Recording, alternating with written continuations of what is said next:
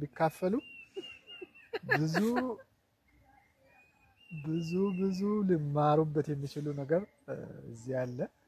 ያው እንደምታዩት በቆሎው ቆንጆ ነው፣ በጣም አረንጓዴ ነው። ይህ እንግዲህ ተሰርቶበት ነው፣ በማዳበሪያ ነው የተሰራው። ከዚህ በሚገኘው ምርት እንግዲህ ገበያውን የማረጋጋት ስራ እንሰራለን። እንደዚህ ነው አቅደን ያለነው። መንግስትም ከኛ ጎን መቆም አለበት። በባለሙያ ድጋፍ፣ በማዳበሪያ አቅርቦት መንግስት አግዞናል።